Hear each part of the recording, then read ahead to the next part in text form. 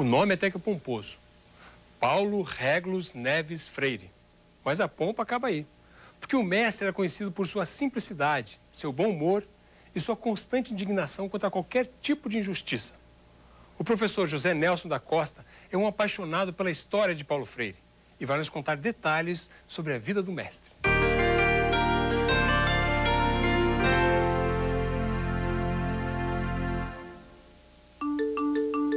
Paulo Freire começa no SESI e Recife e principalmente ele trabalha com adultos, né, quase toda a vida.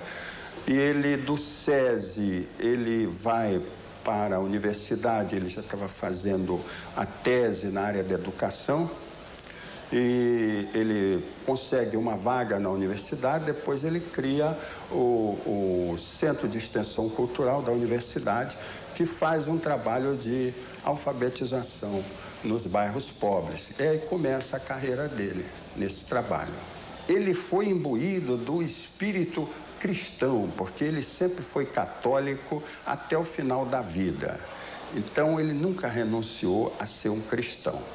Mas ele foi no sentido daquele cristianismo de ajudar os pobres e oprimidos. E quando ele chegou lá, ele disse que aquilo era pouco. E aí ele foi despertado para ler Marx. E ele leu Marx e foi um profundo estudioso de Marx, como de toda a filosofia.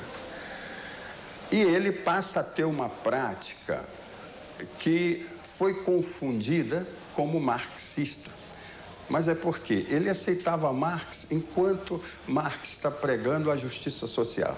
Paulo Freire não admite, ele não aceita a frase de que se está assim, não tem jeito, não temos nada que fazer, não temos nada a mudar.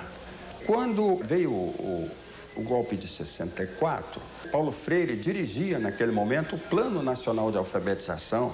O plano foi considerado subversivo, considerado fora da lei. Depois de preso em 1964, Paulo Freire foi trazido para o Rio de Janeiro e para responder o inquérito policial militar.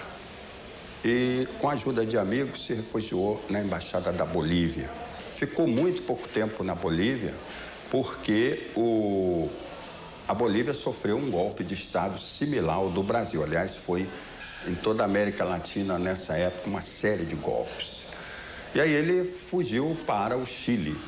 No Chile, foi trabalhar na Universidade Católica e levou para lá o projeto que foi proibido no Brasil, que era o Plano Nacional de Alfabetização. E quando chegou no Chile, o governo aceitou esse projeto e foi um sucesso. Tanto que em 2 anos o Chile ganhou o prêmio da Unesco por ter sido o país que melhor combateu o analfabetismo. E foi então que ele foi convidado para os Estados Unidos, para a Universidade de Harvard. Depois de 10 meses em Harvard, ele aceita o convite do Conselho Mundial de Igrejas, em Genebra, na Suíça, e ele transfere a residência dele para a Suíça. Porém, ele mal ficava em Genebra, porque o Conselho Mundial de Igrejas estava atuando junto aos países que estavam proclamando a independência e a libertação na África e na Ásia. Então, cada país novo daquele convidou Paulo Freire para ir implantar um projeto de educação. E assim ele atuou em quase toda a África, em vários países da África, até na Índia. E ele se tornou um cidadão do mundo. Ele passou todo esse tempo de exílio no que ele chama em andarilhagens.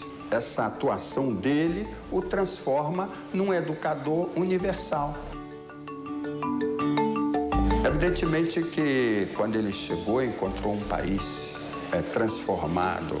Ele desenvolve a proposta da Escola Cidadã, implanta isso quando foi secretário de Educação da Prefeitura de São Paulo.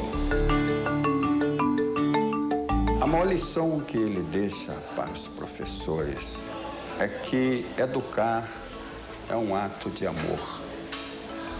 Não é um educador bom aquele que não é capaz de amar o educando, amar a humanidade, amar o que faz.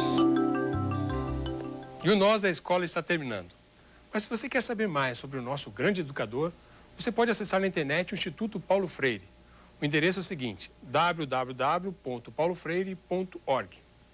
E se você quer fazer algum comentário, sugerir, participar do nosso programa, entre em contato conosco. O telefone é 2528-8282, ou se não, pelo e-mail que está passando agora na sua tela. Nada como encerrar o programa de hoje citando o nosso mestre Paulo Freire. Existência é um modo de vida próprio do ser que é capaz de transformar, produzir, decidir, criar e de se comunicar. Até a próxima semana.